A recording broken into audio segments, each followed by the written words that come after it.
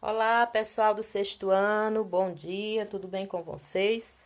Voltando, né, para fazer a correção da nossa atividade do livro, página 30 e 31, certo? Então, prestem bastante atenção. Entonação e pontuação.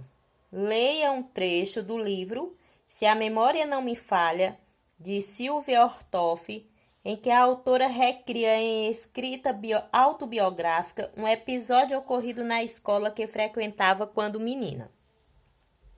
Dona Silvia não adoecia. Tinha a mania odiosa de, no meio da aula, de repente me descobrir, sumida, lá na última carteira, e dizer com a voz meio cantada: Minha xará ao quadro. Eu sentava na última carteira na aula de matemática. Lá ia eu, tremendo, e começava o desespero. Se um trem a tantos quilômetros vai de A a B e outro com velocidade de XYZ trafegava de B a A, em qual ponto da reta eles se encontrarão? Letra A. Para dar mais vivacidade à narrativa, a narradora transcreve a fala direta da professora. Explique o que é isso. Letra A. Resposta. A narradora usa travessões para indicar que a professora fala diretamente, certo? Ela diz, minha xará, e antes de minha xará tem um travessão ao quadro. Esta é a resposta da letra A. Letra B. Que sinal de pontuação foi usado na fala da professora? O que essa pontuação indica? Foi usado, né, pessoal, o ponto de exclamação, né? Vocês assistiram o vídeo, identificou o ponto de exclamação? Então, aí na fala da professora é usado o ponto de exclamação. Indica que a professora deu uma ordem à aluna, certo? Letra C. A aula era de que matéria? Quem acertou essa aí? De matemática, né, pessoal? Letra D. Que sinal de pontuação foi usado na pergunta feita pela professora? Olha só, a professora fez uma pergunta. Qual foi o sinal usado? Foi o ponto de interrogação, certo? Então, pessoal, prestem bastante atenção, que em situações de fala, né, seguimos certo ritmo e melodia que fazem com que uma pergunta ela seja diferente de uma afirmação ou de uma negativa, por exemplo. O ritmo e a melodia próprios de cada frase caracterizam o quê? A entonação, certo? Caracterizam a entonação. Uma frase é um enunciado com sentido completo e ritmo próprio, marcado pela entonação na modalidade oral, vocês viram isso no vídeo que vocês assistiram, e pela pontuação na modalidade escrita da língua, ok? Lembram do vídeo que vocês assistiram? Então, diante de tudo isso, vamos agora para a questão 2. Imagine que você é aluna de Silvia e foi chamada pela professora. Desculpa, que você é aluna Silvia e foi chamada pela professora Alousa para resolver um problema. Elabore frases para dizer à professora que você não sabe a resposta do problema. Você poderia ter dito, não sei, e no final desta frase você usaria um ponto. Que ponto é esse? Um ponto final, né? Agora, letra B. Você ainda poderia dizer, na letra B, que você elabora agora uma resposta que você sabe a resposta na ponta da língua e está contente por isso. Você pode dizer, Dona Silvia, eu já sei a resposta. E aí, lá no final desta frase, você poderia usar um ponto de exclamação. E a letra C? você vai elaborar uma frase dizendo que você tem uma dúvida naquele problema. Formule aí a pergunta sobre essa dúvida. Qual foi a que vocês colocaram? Você poderia dizer: Dona Silvia, qual era mesmo a velocidade do segundo trem? Né? Você faria uma pergunta: Dona Silvia, qual é mesmo a velocidade do segundo trem? Né? Então, e no final você usaria o ponto de interrogação. Ok, gente? Até aí tudo bem? É claro que não é necessariamente vocês colocarem dessa forma, porque são respostas pessoais. Vocês iriam elaborar estas perguntas, estas afirmações a respeito dos questionamentos aí das questões, certo? Certo? Então, vamos para a terceira questão. Diz assim: leia a tira da personagem Caramelo, de Bichinhos de Jardim, da cartunista Clara Gomes. Observaram aí o personagem, a personagem Caramelo?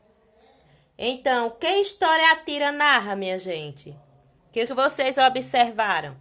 A tira narra a história do caracol fazendo pequenos movimentos e no final exclamando, né, com alívio, que malhou. Isto é, fez exercícios físicos. Ela diz: ufa, malhei. E a letra B? Em apenas um dos quadros há um balão de fala. Que tipo de frase foi usada? Observaram qual foi o tipo de frase usada? Lá no final tem uma frase, ou tem um ponto de exclamação, e ela, ó, ufa, malhei, né? Bem aliviada, que fez o exercício dela. Então, seria o quê? Frase exclamativa. Que sentimentos da personagem as frases indicam? Indicam o quê? Alívio, alegria, não é isso? Então, de acordo com o que eu fui respondendo, se vocês erraram, vai fazendo aí a correção. A quarta questão: observe o cartaz logo abaixo. É o cartaz de um filme comovente e sedutor. Que horas ela volta? Que horas ela volta, né? De Regina Casé. Qual é a função comunicativa do cartaz de um filme, minha gente? A função, sabe qual é? Não? O que ele pretende? Vocês sabem o que ele pretende? Esse cartaz aí, vocês colocaram o quê? Veja só, a função do cartaz de um filme é divulgá-lo, né? Atraindo o público para assisti-lo. É essa a função de um cartaz. Pretende também, sabe o que é que ele pretende? Pretende valorizar o filme anunciado, certo? Resposta da letra A do quarto. A letra B. O nome do filme é uma pergunta? E aí? Sim, né? Como é que vocês sabem disso? Pelo ponto de interrogação. Essa é a resposta da letra B. Agora para a letra C. Que frases do cartaz fazem um apelo ao público expressando a qualidade do filme? Sabe quais são as frases, gente? São as frases exclamativas. Diz a primeira assim, ó: surpreendente e emocionante, né? Aplaudindo de pé, uma pérola brasileira e filme crítico e luminoso. Essas são as respostas. Então, prestem bem atenção. As frases do cartaz que tem o apelo ao público expressando a qualidade do filme são essas aí, ó. Surpreendente e emocionante, aplaudindo de pé, uma pérola brasileira e filme crítico e luminoso, certo? Aí, letra D. Ao ver esse cartaz, pessoal, vocês viram aí o cartaz? Você tem vontade de assistir o filme? Sim ou não? E por quê? Certo? Essa daí era a resposta pessoal. Então, de acordo com o que vocês observam no cartaz, vocês vejam aí se tem vontade ou não de assistir o filme. Se sim, por quê? Se não, também dizem o porquê, tá bom? Agora, 5, vamos para a quinta questão. No livro O Sofá Estampado de Lígia Bojunga, a escritora conta a história de Vitor, um tatu muito quieto, que se aproximou pela gata Dalva, mas não tinha coragem de contar a ela o que sentia. Depois de muitas dúvidas e hesitações, Vitor resolve confessar seu amor a Dalva. Leia este trecho da narrativa. A narrativa é assim, ó. Aí o Vitor não aguentou mais, se agarrou no telefone e desabafou. Dalva, eu quero te namorar. A ela, tá. O Vitor nem acreditou. Tá? Tá, ué. Então eu vou aí te visitar. E saiu voando. Então vamos lá. A resposta referente a essa narrativa. A primeira pergunta. Letra A. Vitor esperava a resposta de Dalva? Não, né? Ele não esperava. Como o leitor pode saber disso? Como vocês sabem disso? Porque, gente, fica claro quando ele repete a palavra usada por Dalva em sua resposta, mas numa frase interrogativa, com 2 pontos de interrogação, como se não pudesse acreditar. Quando ele diz assim, tá, né? Aí tem lá os 2 pontos de interrogação. Ele não acreditou no que ela estava dizendo que sim, que podia sim namorá-la. Letra B. A resposta de Dalva, quando ela diz tá, demonstra entusiasmo, indiferença ou que outro sentimento? A resposta de Dalva parece demonstrar indiferença ou falta de entusiasmo, né? Ela só diz assim, tá, porque ela vem expressa numa frase declarativa, mas vem aí com o quê? Com ponto final. Se tivesse um ponto de exclamação, se ela dissesse assim, tá, né? Já mudou, tanto na escrita como na entonação. Ela diria, tá. Já sentia mais entusiasmo da parte dela.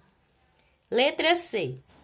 Transforme a resposta de Dalva usando outros sinais de pontuação e explique o novo efeito que causou na frase.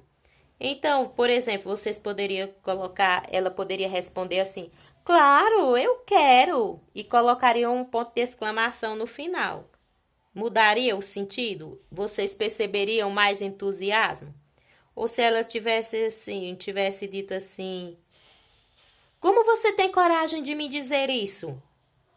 E aí, vocês acham que expressaria o quê? Se ela respondesse dessa forma. Como você tem coragem de me dizer isso? Já teríamos um ponto de interrogação no final desta frase. E aí ela já estaria expressando desprezo, dúvida, indignação, né? Olha só a diferença. Ok? Estão compreendendo, pessoal? Caso vocês tenham dúvida, assista o vídeo que eu postei segunda-feira novamente, tá? 6. Leia a tira a seguir e reescreva os diálogos no caderno com a pontuação que considerar adequada. Então, ó, primeiro vocês irão ler os diálogos do balão, né? E aí vocês vão colocar as pontuações que vocês consideram adequada. Vocês poderiam colocar a expressão do primeiro quadrinho, colocaria no final o ponto de exclamação no primeiro quadrinho, o ponto de interrogação no segundo e outro de exclamação no terceiro, certo? Então, o primeiro quadrinho, reescreva a frase e coloque um ponto de exclamação. Ficaria assim, com tantas profissões no mundo, a gente pode ser o que quiser, Cascão. Aí, no final, coloque o ponto de exclamação, certo? Quem lembra qual é o ponto de exclamação? Qual é o pontinho de exclamação? Não esqueçam. E no segundo, vocês colocariam o de interrogação. E o terceiro, vocês colocariam um outro ponto de exclamação, tá certo? Então, ó, vamos lá. O primeiro, coloque o ponto de exclamação, que é esse. de exclamação, o segundo de interrogação e o terceiro exclamação novamente, certo? E aí, gente, observem o seguinte, depois de vocês fazerem essa atividade, que os tipos de frases, elas podem estar associadas a sinais de pontuação. Por exemplo, ponto final, usamos em frases declarativas. Ponto de exclamação, em frase exclamativa, imperativa ou apelativa. E o ponto de interrogação, nas frases interrogativas. Usamos ponto final para fazer uma declaração negativa ou afirmativa. O ponto de exclamação, pessoal, é empregado em frases que expressam ordem, admiração, alegria, certo? E o ponto de interrogação serve para indicar perguntas. Ok, pessoal? Espero que vocês tenham compreendido. Façam uma correção, é muito importante para a compreensão de vocês, tá certo? E quem não fez a atividade, segunda-feira aproveite e faça, ok? Valeu, gente, um bom final de semana e até segunda-feira.